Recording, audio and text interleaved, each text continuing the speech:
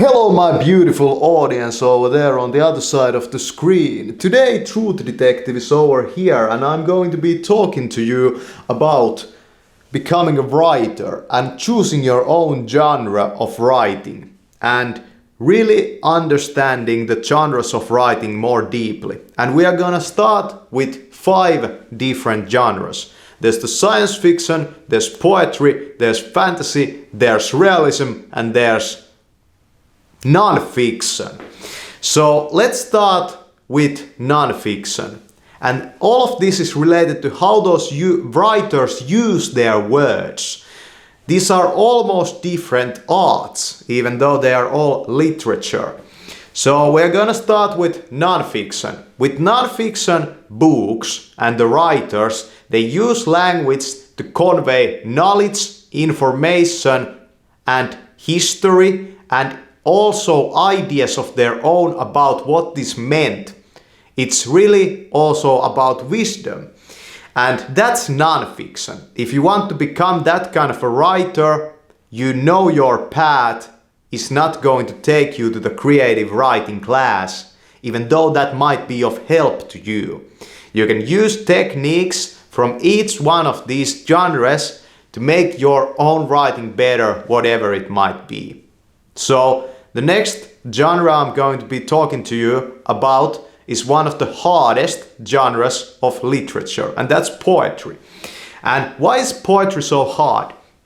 It's because a poet has to have such a good understanding of words. And poetry is all about style, and it doesn't have to be true. Poetry is kind of like painting that is between the impressionistic and abstract expressionistic. You know, poetry and abstraction are very close to each other because they deal more with the feeling and they deal more with kind of the style of how to say this. Man, there was this bird and the bird sat on the flower and the flower bloomed and the sky turned blue. Something like that. But when we talk about poetry, why is it so hard? Well, exactly because of that you need a mastery over words. Where are you gonna get that? Well, not through poetry, you have to dive into something else. So let's talk about how science fiction writers use words. Science fiction writers use words as vehicles, you know, to take you somewhere else.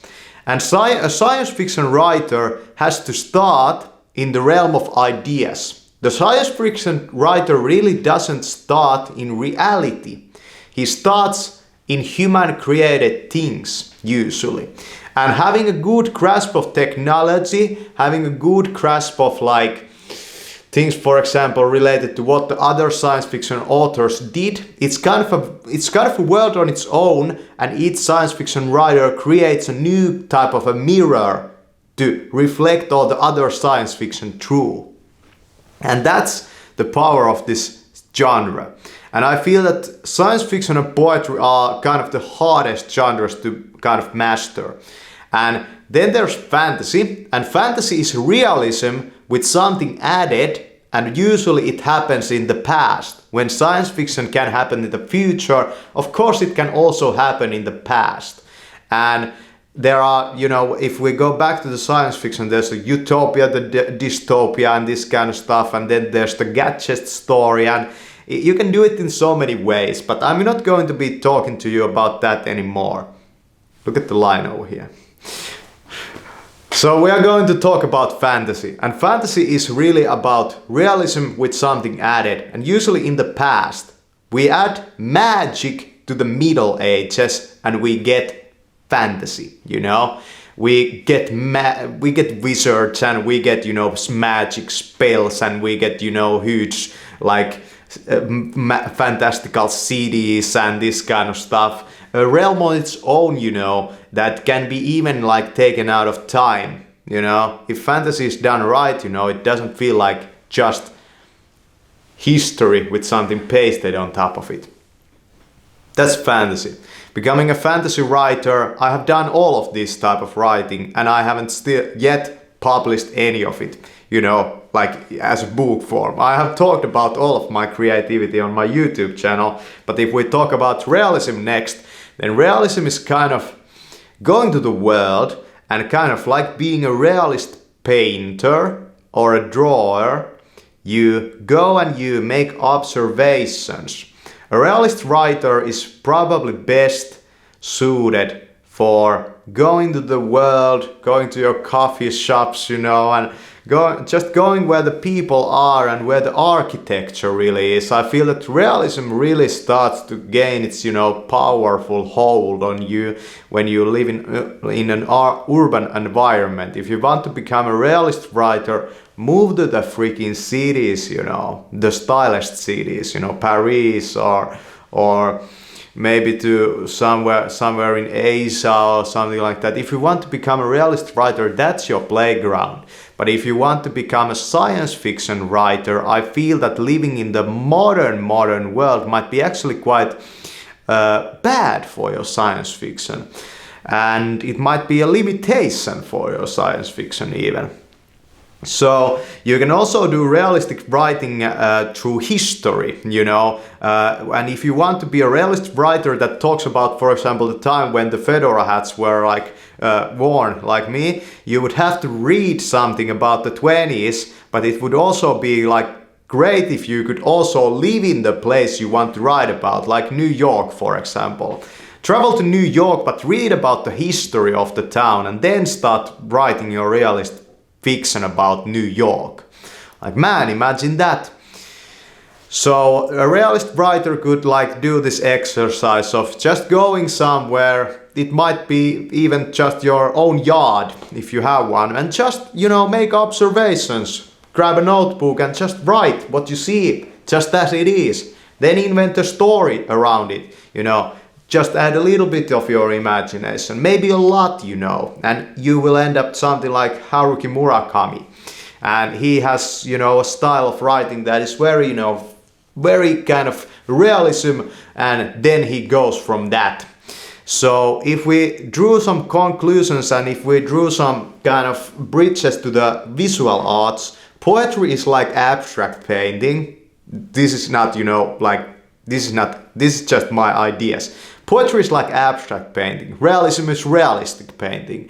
And fantasy and science fiction, it's more like, you know, imaginative realist painting. One of the hardest genres to paint in. And these are hard genres to write. I would say that writing fantasy is easier than writing science fiction. But if you really want to become a good in words and do, for example, poetry, dive into those genres first, you know, and then just get a good grasp of like writing in general. And then try something like writing songs, you know, because songs always have rhyme in them. And I feel that the best poetry always has rhyme in it, you know, and rhythm. There's a lot of poetry actually that doesn't have those musical qualities in it. And I feel that if you kind of dwell into all of this stuff, you know, like mishmash it together, you will at some point, you know, when 5 years time has passed, you know, you have created something pretty original. And it's hard to be original if you're just, you know, in that one, you know, idea that I have to be this, you know, I just have to be this realist writer. Otherwise, you know, it's just, yeah, you might be able to do that very well, and very well realist writers have done it very well. But I'm gonna say that it's not my genre, you know, just the same way that realistic painting is not my genre. Like after I like stopped and I can no longer draw or paint that kind of style at all, I kind of lost interest in it all, you know. I don't care about that because I never was kind of into that too much. So that's it. And journalism is one more writing genre, but journalism is very kind of, it doesn't deal anymore with literature. And you could learn stuff through it, of course, and many writers have become like writers to journalism, but I feel that that's no way my own way of like doing this stuff, and I'm not interested at all in what journalists do or what they like do, but some of them, you know, write non-fiction books, so it might be a good journey if you want to write non-fiction books, but at the same time I would probably guess that the academia is a better way if you want to write a non-fiction book for you to take, like becoming a professor in the subject you want to write about. So you should take that route if you want to become a non-fiction writer. But if you want to become a fiction writer, then it's kind of hard. You have to find those fiction writers, but at the same time I have asked and I have talked to actually quite many, you know, fiction writers at the moment, but I have just had the fucking hardest time of finding like published science fiction writers. You know, these don't exist in Finlandia, where like there's like 2 or 3, and I think one of those guys who actually lives in something like Scotland, in Finnish, out of Finnish, you know, science fiction writers. There's very few of those like published. I'm sure there are a couple of guys that are trying to write science fiction in Finland, but writing in general is kind of like maybe a lost art in this world. It's quite rare for people that actually do something with words on top of just, you know, writing messages on WhatsApp and some angry thing on Facebook or something like that. But you have to understand that I have like really tried to also build my YouTube channel around more understanding and more deep ways of looking at how to use words. So if you look at my channel and kind of think that I'm a kind of a different type of YouTuber, it's because most of the YouTubers that you watch don't read at all, you know, and their way of using language is just so basic. And it might also apply to you, that your way of using words is so basic. And I feel it, I notice it in many, but this has probably been going on for the last, you know, millennia. But if you go around and you talk to people, some people are so bad with words. They can't get anything out of themselves, you know. And on top of that, you like stamp this block of like insecurity and, you know, being shy and all of that. No wonder, you know, you can't get your voice heard. And that's the next subject of this video, your own voice. Like, what is that? Well, it's your own style, but I would say that your own way of writing is going to be awkward and unnatural until you find your own voice. And that's your own style. And in that point, there are no longer 2 separate individuals, me trying to do something and me doing it, you know. There's just that one, you know, and that's good writing, you know. Good writers don't try. You know, do you understand? Good writers are just good in what they do because they have all of that all of those fucks up and all of that practice, you know, behind them, you know, and they just, you know, do it, and it's there, and there's no 2 persons no longer in the writing, and it sounds good, you know, it sounds good, yeah. That's how it's done. And yeah, of course I'm no professional. I'm not even a published writer, but you're probably not either, and you have to start somewhere, and you follow this channel, so I'm gonna tell you my own ideas about this. And the next thing you're gonna do is you're gonna seek out a teacher, and I would want for you, and I would want for myself, I would want to find a real, like a master in writing. I don't want to go to some like writing workshop. I don't care about that. And at the moment I'm dealing with so much pain in my writing hand that I have to take a break. But I'm not going to a writing workshop. I feel that that's not my way at all, or anything like that. I would just want to find a good writer that would take kind of a notice of me and just, you know, mentor me as a writer. You know, a real published writer. The next time I'm going to see one, I'm going to ask this question, and I'm going to post this like this, probably. Do you teach writing? Where do you teach writing? What do you think about this? Is it possible that you could teach me something about writing if I wrote in a completely different genre than you? Could you teach me anything? Could I learn something from you? And also ask this question from yourself. Could I learn something that, for example, to make my science fiction better if I read something non-fiction? Ask yourself these questions and dive deep into this world, but you have to understand that literature is basically just black and white and it's just words. So at some point you will have to take a break out of this, and I feel that now is my time to take the break out of, writing, at least with my hands, I'm gonna continue on with my voice. But it just feels that the more I work on my writing, the better my YouTube channel becomes. But my writing just, isn't getting to that publishable state. So at the moment, and for the last year at least, my writing has been just to make my YouTube channel better. So now that I can no longer write, or I have to take a break or use a new type of a tool, I feel that, man, like I feel that I have nothing for you.